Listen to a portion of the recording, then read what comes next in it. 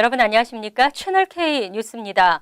34대 뉴욕 한인 회장의 김민선 회장을 인정한다는 법원의 1심 판결의 효력을 중지시켜달라는 긴급 보류 신청이 받아들여졌습니다. 따라서 당분간 두 회장 시대가 계속될 것으로 보입니다. 정세진 기자가 보도합니다. 민승기 회장 측이 제기한 마가렛 챈 판사의 1심 판결의 효력을 중지시켜달라는 긴급 보류 신청 이머전시 스테이가 받아들여졌습니다. 법원은 오늘 오전 9시경 제출된 긴급 보류 신청을 오후 1시 받아들이기로 결정했습니다.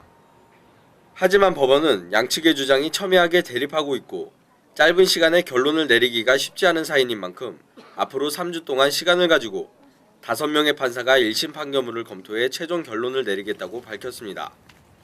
일단 법원의 긴급 보류 신청이 받아들여짐에 따라 민승기 회장 측은 즉각 항소 준비에 들어갔습니다. 법원의 1심 판결로 해결의 기미가 보이던 뉴욕 한인의 사태는 제2라운드를 맞이하게 되었습니다. 법원이 긴급 보류 신청을 최종적으로 승인하고 항소가 진행될 경우 34대 뉴욕 한인회장 사태는 장기화될 것으로 보입니다. 채널K 뉴스 정세진입니다. 워싱턴 DC 한국전쟁 기념공원에 대형 추모벽이 건립됩니다. 하원이 최근 관련 법안을 통과시켰고 상원도 법안 착수에 들어갈 예정입니다. 워싱턴 DC 백악관 앞 내셔널몰에 있는 한국전쟁 기념공원에 미군 전사자 이름을 새긴 대형 추모벽을 건립하는 방안이 탄력을 받고 있습니다. 하원은 24일 한국전 참전용사 추모벽 건립에 관한 법안을 통과시켰습니다. 법안은 전쟁기념물관리위원회가 한국전 참전용사 기념재단으로부터 미군 사망자 5만여 명의 이름이 새겨진 추모벽의 설계를 제출받아 검토하고 추모벽 건립을 위한 민간 기부를 허용하도록 하는 내용을 담고 있습니다. 하원에 이어 상원도 조만간 이 법안에 대한 심의에 착수할 것으로 알려졌습니다. 미국 내 한국전 참전 용사들은 그동안 베트남전 기념공원에 전사자 이름이 새겨진 기념탑과 같이 한국전 참전 용사 추모벽도 건립할 것을 촉구해왔습니다.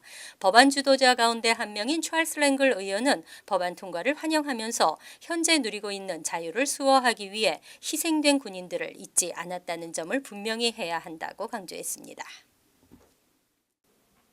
4월로 예정된 대법원의 이민개혁 행정명령 상고심 심리가 연기될 수도 있는 것으로 알려졌습니다. 연방대법관 후임 지명을 둘러싼 공방이 이어지면서 이민개혁 행정명령 심리에 제동이 걸렸습니다. 이민 전문 변호사들은 23일 당초 오는 4월로 예정됐던 대법원의 이민개혁 행정명령 상고심 심리가 연기될 수도 있다는 우려를 제기했습니다. 대법관 한 자리가 공석이라는 이유로 심리를 이번 회기가 종료되는 오는 6월 이후인 다음 회기로 늦출 수도 있다는 분석입니다.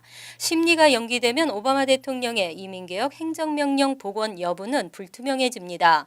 대법원이 오는 6월 이후 심리 일정에 불법 체류 청년 추방률 확대와 부모 책임 추방류의 실시 관련 소송을 포함할 경우 모든 구두 변론과 심리를 마친 후 최종 판결이 내려지게 됩니다. 하지만 대법원이 최종 판결에서 오바마 행정부의 손을 들어주더라도 민주당이 차기 대통령을 배출하지 못할 경우 행정명령 시행 기간은 오바마 대통령이 임기를 끝마치는 내년 2월까지로 상당히 짧아질 수도 있다는 지적이 나왔습니다. 최악의 경우에는 오바마 대통령의 임기 내에 최종 판결이 내려지지 않아 이민개혁 행정명령이 이대로 복원되지 못할 수도 있다는 우려가 나오고 있습니다. 한국어반을 운영하는 뉴욕시 고등학교가 9개나 됩니다. 올 가을 학기부터는 퀸즈 벤자민 카도저 고등학교에서도 한국어가 제2외국어 과목으로 정식 채택됩니다. 제럴드 말토리 카도조 고등학교장은 24일 뉴욕 한인 학부모협회 등과 가진 간담회에서 오는 9월 1일부터 최소 1개 이상의 한국어반을 개설하고 운영하기로 했다고 밝혔습니다. 카도조 고교는 올 3월에서 4월 전교생 설문조사를 통해 학생들의 한국어 수요를 알아본 후 수요가 많을 경우 한국어반을 추가로 개설할 계획입니다. 한국어반 담당 교사는 현재 카도조 고교에 근무하는 8명의 한인 교사들이 맡을 것으로 예상됩니다. 있습니다. 이날 간담회에는 뉴욕 한인학부모협회와 뉴욕 한국교육원, 퀸즈 한인회, 김경우 카도조 고등학교 교사 등이 참석해 카도조 고등학교의 한국어반 운영을 적극 지원하기로 결정했습니다. 뉴욕 한국교육원은 한식 체험학습, 한국 학습자료, 설날 행사 등 한국어반 개설을 위해 예산 7천에서 8천 달러를 카도조 고교에 지원하기로 결정했고, 뉴욕 한국교육원은 올해 말토리 교장의 한국 방문 연수를 주선할 예정입니다. 한편 현재 뉴욕시 전체에서는 9개 고등학교가 한국어반을 운영하고 있습니다. 뉴욕 시내 아시안 이민자 가정에는 중국어를 사용하는 인구가 40만여 명에 달합니다. 중국어 다음으로는 한국어를 사용하는 인구가 많은 것으로 나타났습니다. 아시안 아메리카 연맹은 2010에서 14년 아메리칸 커뮤니티 서베이 자료를 토대로 뉴욕 시내 51개 선거구별 외국어 구사자 현황을 분석했습니다. 조사 결과 뉴욕 시내 가정에서 한국어를 사용한다고 답한 인구수는 77,202명으로 집계됐습니다. 아시안 인구 가운데 중국어 401,000 1,676명 다음으로 많았습니다. 지역별로 살펴보면 퀸즈 베이사이드 19선거구와 플러싱 20선거구가 각각 15,334명, 퀸즈 우드사이드 26선거구가 4,092명, 써니사이드 25선거구가 3,405명으로 뒤를 이었습니다. 한편 한인 밀집 지역인 19선거구는 전체 인구의 31%, 투표권이 있는 시민권자 중 23%가 아시안으로 집계됐습니다. 20선거구는 전체 인구의 66%, 시민권자 중 54%가 아시안으로 시 전역에서 아시안 비율이 가장 높았습니다. 이번 조사에 따르면 51개 선거구 가운데 아시안 인구가 10% 이상인 지역구는 26개였고 중국계가 47%로 가장 많았습니다. 지난 2000년 이후 뉴욕 시내 아시안 인구 증가율은 전체 인구 증가율 10%보다 높은 15%에 달했습니다. 뉴욕주 교육국이 표준시험 본격 개정 작업에 들어갔습니다. 오는 2019년 봄학기부터는 개정된 표준시험으로 시험을 치르게 됩니다. 뉴욕주 교육국은 최근 2019년 4월 실시되는 표준시험부터 새로운 학력평가 기준에 따른 시험을 치르기로 확정하고 본격 개정 작업에 들어갔습니다. 지난 2013년부터 뉴욕주 3에서 8학년생들이 치르고 있는 현행 표준시험은 기존보다 문제 난이도가 너무 높아 학생들이 따라가지 못한다는 지적을 받아왔습니다. 지난해 뉴욕주에서 표준시험을 거부한 학생이 전체의 20%에 이를 정도로 부정적인 분위기가 확산되면서 앤드류 쿠오모 뉴욕 주지사는 특별 태스크포스를 구성해 표준시험 개선을 검토할 것을 촉구했습니다. 표준시험 개정 작업 일정에 따르면 주 교육국은 올해 3월에서 7월까지 교사와 교육 전문가, 학부모 등으로 구성된 특별위원회를 구성할 계획입니다. 이후 10월까지는 표준시험 개혁 방안에 대한 의견 수렴을 거치고 11월 새로운 학력 평가 기준을 마련한 후 12월까지 리전트 위원회에서 논의를 통해 학년별 최종 학력 평가 기준을 결정할 예정입니다. 이후 학교와 교사를 대상으로 새 표준시험 가이드라인에 대해 숙지시키고 2019년 봄학기부터 새 표준시험을 도입할 것으로 전망됩니다. 뉴저지 버겐 카운티의 재산세가 오를 전망입니다. 카운티 재정 적자를 감안해 불가피한 현실로 알려졌습니다. 다만 아직까지는 구체적인 인상폭은 나오지 않았습니다. 제임스 테데스코 버겐 카운티장은 23일 취임 1주년을 맞아 가진 새해 연설에서 올해 재산세 인상이 불가피하다고 밝혔습니다. 올해 카운티 직원들의 건강보험료 인상과 카운티 법원센터 재공사 비용 증가로 인한 재정 부족을 메우기 위해서 재산세 인상이 불가피할 것이라는 설명입니다. 하지만 구체적인 인상 폭에 대해서는 언급하지 않았습니다. 테데스코 카운티장에 따르면 1억 4,700만 달러를 투입해 재공사를 하고 있는 카운티 법원 센터에 올해는 304만 달러의 예산을 추가 편성해야 하는 것으로 나타났습니다. 또 카운티 직원들의 건강보험료도 인상되면서 1,200만 달러의 추가 비용이 발생할 것으로 예상됐습니다. 버겐 카운티는 지난해에도 법원센터 공사와 건강보험료 인상으로 인해 2,260만 달러를 추가 지출하면서 주민들의 재산세를 4.3% 인상한 바 있습니다. 심혈관을 비롯한 모든 질병의 원인은 과도한 나트륨 섭취입니다. 뉴요커들의 과도한 나트륨 섭취가 줄어들 전망입니다. 제동이 걸렸던 뉴욕시 소금 경고 표시 의무화제가 계속 시행됩니다. 전미 레스토랑 협회는 뉴욕시의 소금 경고 표시 의무화제와 관련해 식당에 부담이 될 뿐 아니라 시의회의 입법 권한을 침범했다며 뉴욕시 위생국을 상대로 소송을 제기한 바 있습니다. 하지만 뉴욕주 법원은 24일 뉴욕시가 제정한 소금 경고 표시 의무화제 시행을 중단해야 할 이유가 없다고 판결했습니다. 지난해 12월부터 시행된 소금 경고 표시 의무제는 15개 이상의 최인점을 갖고 있는 음식점들에 대해 2,300mg 이상의 나트륨이 함유된 메뉴 이름 옆에 소금통 형태의 경고 그림을 의무적으로 부착하도록 하고 있습니다.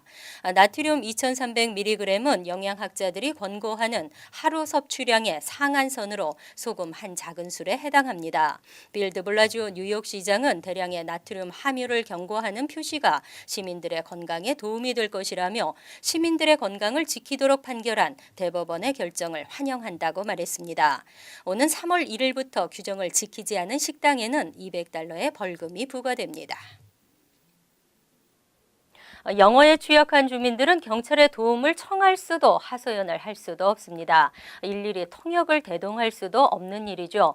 뉴욕시 경찰들이 자동 통역 가능한 최신식 스마트폰으로 무장하고 소수민족과 소통할 수 있게 됐습니다. 뉴욕시 경찰국은 올해부터 소속 경찰들이 각종 현장에서 다양한 업무 수행을 원활히 수행할 수 있도록 각종 첨단 기능이 장착된 스마트폰 3만 5천여 대를 각 지역 일선 경찰들에게 배포할 계획입니다. 마이크로소프트사에서 제작한 윈도우폰을 기반으로 NIPD 전용 OS와 어플리케이션들이 깔리게 됩니다. 이 스마트폰에는 전화와 텍스트 메시지 기능을 비롯해 함께 911 신고, 범죄정보센터, 기록조회, 보고서 양식 열람을 할 수 있는 앱도 설치되어 있습니다. 특히 다양한 인종이 모여 사는 뉴욕시의 환경을 고려해 전자통역 앱까지 설치된 만큼 경찰들에게 큰 도움을 줄 것으로 기대됩니다. 한국어와 중국어, 스페인어 등을 비롯한 전 세계 50여 개 언어가 내장되어 있는 이 앱은 음성과 문자 지원이 동시에 가능합니다. 경찰들이 유사시 비영어권 주민들을 상대할 경우에도 통역 없이 간단한 의사소통이 가능해질 전망입니다. 이어서 LA 지역 한인사회 소식입니다. 한국과 중국을 비롯한 9개 아시아국가 관광사무소가 해외 관광 유치를 위한 공동 마케팅 강화에 나섭니다. 한국관광공사 LA지사와 중국, 대만, 일본, 필리핀 등의 관광공사 대표들은 오늘 첫 미팅을 갖고 구체적인 공동 마케팅 방안을 논의했습니다. 김지은 기자의 보도입니다. 아시아 9개 국가의 관광공사 LA지사가 미국인 관광객 유치를 위한 첫 미팅을 개최했습니다. 미국인을 대상으로 한 관광 홍보와 마케팅 활동을 하는 데 있어 하나보다는 여럿이 프로모션 활동을 하며 시너지 효과를 누리기 위한 것입니다. 미국인 대상으로 아시아 관광 상품을 만들 때 같이 연계하는 상품, 예를 들어서 한국, 일본 여행 상품, 한국, 중국 여행 상품, 이런 여행 상품을 연계 상품을 만들 수가 있고, 그다음에 그 미국 여행사 대상으로 설명회를 하는데요. 그것도 같이 하자. 참여 국가는 한중일을 비롯한 말레이시아와 타이완, 필리핀, 홍콩, 인디아, 태국 등 9개 국가입니다. 지난해 한국으로의 미국인 방문객 수는 76만여 명. 전 세계 한국 방문객 수 1,300만 명의 6%를 차지합니다. 대만의 경우 지난해 미국인 방문객 수는 60만 명, 일본은 아시아 9개 국가로서는 처음으로 100만 명을 돌파했습니다. 오늘 행사에 참여한 아시아 국가들은 앞으로 미국 여행업자들을 대상으로 한 관광 설명회와 미디어 대상 팸투어 등의 프로모션을 공동으로 펼치며 각 나라 홍보에 적극 나설 계획입니다. Last time to have a meeting with the other Asian National Tourism Board.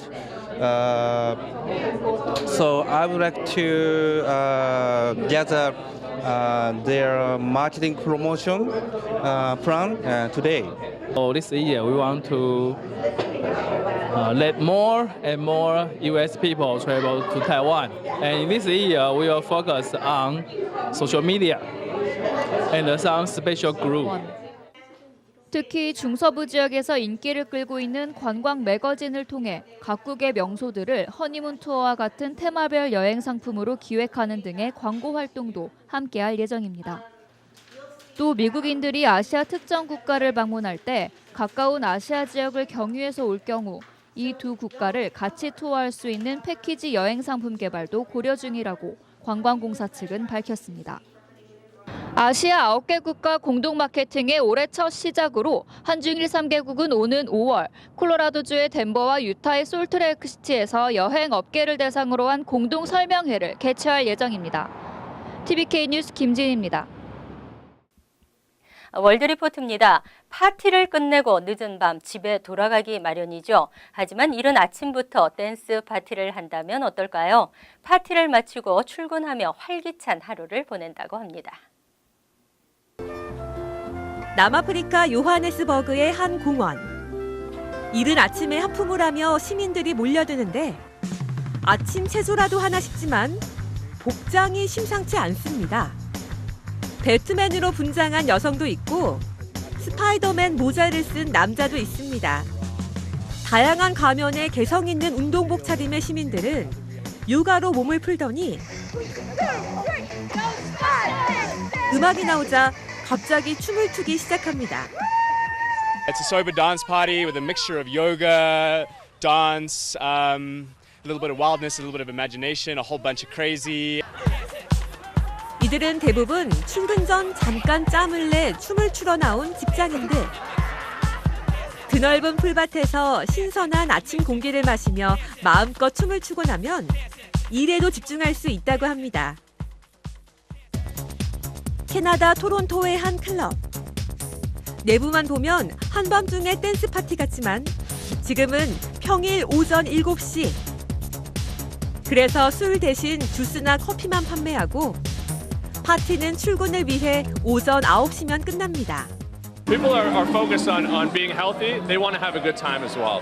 And right now there aren't many options for those types of people to really have fun, let loose, and express themselves. 영국 런던의 아침 파티에선 보다 다채로운 장면을 볼 수 있습니다. 한쪽에선 개성 있는 옷으로 무장한 사람들이 리듬을 타고 다른 한쪽에선 마사지를 받고 요가를 하는 정적인 사람들도 있습니다. The vibe is wonderful. Everyone's so lovely and it's just a great energizer. It's better than the gym. 이런 아침 파티의 특징은 일반 클럽들과 달리 나이를 묻지 않는다는 것. 아침형 인간이면 누구나 참여할 수 있습니다. I've done this twice. I just like the dance, usually mostly by myself or ecstatic dance sometimes. I just love it. 뉴욕에서 처음 시작된 아침 댄스 파티는 전 세계 약 15개 도시에서 열리고 있습니다.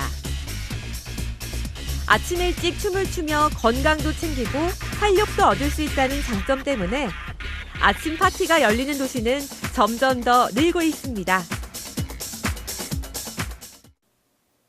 간추린 소식입니다. 존슨앤존스사가 베이비 파우더 제품의 암 유발 위험을 제대로 알리지 않았다는 이유로 7,200만 달러의 배상금을 물게 됐습니다. 지난해 난소암으로 사망한 62세 폭스는 35년 이상 존슨앤존스의 베이비 파우더와 샤워 투 샤워를 사용했습니다. 폭스의 가족들은 그의 죽음이 이들 제품과 관련이 있다고 주장했습니다. 과학자들도 베이비 파우더에 암을 유발하는 성면 섬유가 들어있다고 지적했습니다. 연방 뉴욕 동부지검은 어제 400만 달러 규모의 메디케어 사기 행각을 저지른 퀸즈 한인통증병원장과 직원 3명에게 중형을 선고했습니다. 플라자 메디그룹과 뉴 플라자 그룹의 제프리서 병원장은 징역 42개월, 정강영 보조 물리치료사는 12개월, 병원 매니저 에밀리 심은 8개월 등의 실형을 받았습니다. 특히 서 병원장은 100만 달러 상당의 부동산 2곳이 몰수당하고 벌금형도 추가로 내려졌습니다.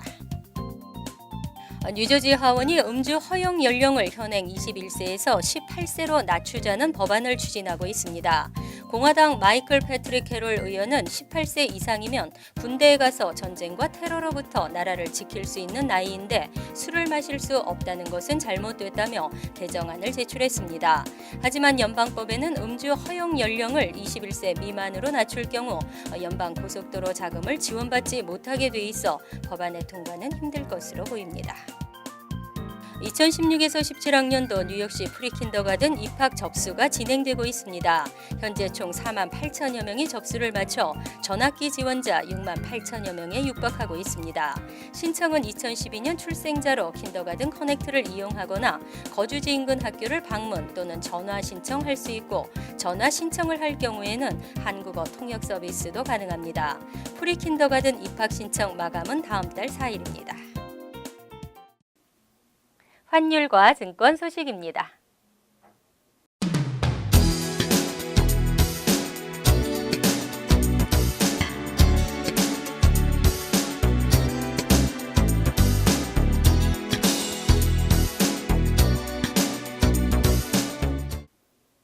이어서 날씨입니다.